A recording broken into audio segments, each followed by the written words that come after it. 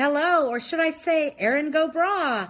Happy St. Patrick's Day on this March 17, 2017 edition of the Bible Delight in the Details. I'm Lenora Bresler, your friendly little leprechaun. Now, today we are going to talk about, of course, St. Patrick himself.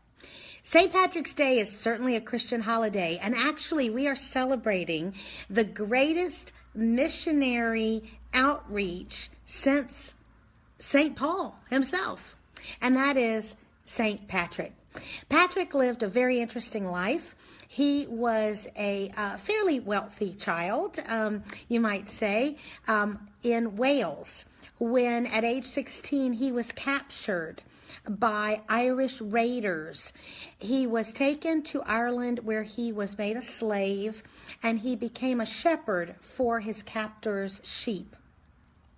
He was a shepherd for about 7 years, and then in the middle of the night, he saw an angel who talked to him. Now, he had not been particularly religious as a child, but his family had been Christians. And I guess on those lonely days of slavery, he returned to the faith of his family. And so that night, when the angel came, he was told that his boat was ready. Now, he was all the way in the far west of Ireland. And so he was like, what do you mean a boat? And he was told that his boat was waiting for him on the eastern coast. So he went on the run. He traveled at night and hid during the day to try to avoid seeing anyone who might turn him back in to the slavers. And he finally made it to the east coast of Ireland, where he found a boat that was getting ready to sail exactly to his home in Wales, as it turned out.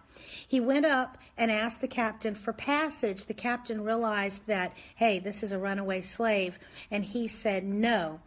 As Patrick, whose real name was Maywin, by the way, turned to go, Maywin, Patrick, was praying silently to God, and the prayer was answered, and the captain called him back, and he took him home. Now, when he got home, that was unusual, very much. No one who was ever captured by Irish raiders ever returned, so the family had given him up for dead.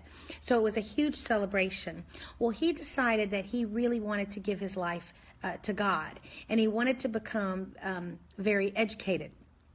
So he actually went to France for a couple years, where he became very educated. Now, during that time, he had a dream where the voice of the Irish begged him to come back to Ireland and teach them about God. Now, this was a very dangerous thing, because in the eyes of the Irish, he was a runaway slave. And so if he returned, he could very well have been taken back into captivity or even killed for having escaped. And yet he felt compelled that it was his God-given duty to go back to the Irish people. He asked to be designated as the first missionary to the Irish, but he lost that because somebody else was sent who was thought to be more scholarly. However, that person did not do well in Ireland, and so within a couple years, Patrick himself was sent. Patrick had huge success in Ireland. In fact, he Christianized the entire country before he died. He was exceedingly popular with the common people, but also with the wealthy people as well. He started out at the very top, and he Christianized the king of Ireland, and then of course that made it easy because the Irish king opened a lot of doors, obviously all over the country for him. He was known as a very godly, but also a very approachable missionary and priest. And he did a lot of interesting things, like he used the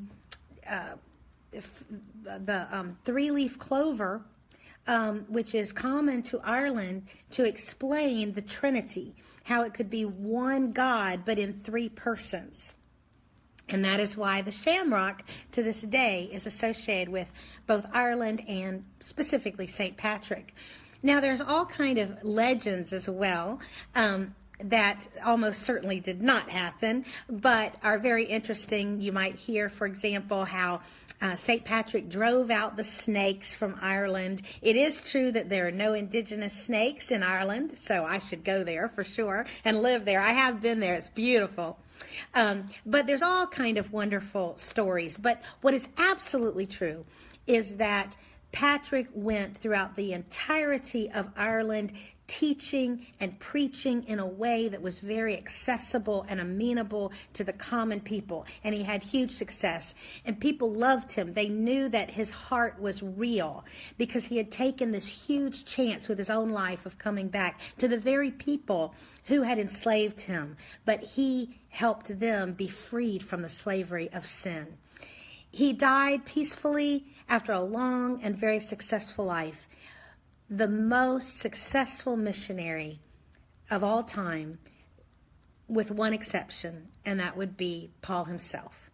And so today, celebrate the wonderful legacy and legend and truth of St. Patrick, and may we follow in his footsteps to be that passionate and also that approachable as we share the good news of the gospel on St. Patrick's Day and every day. I'm Lenora Bresler. Visit me tomorrow on the next edition of the Bible. Delight in the details.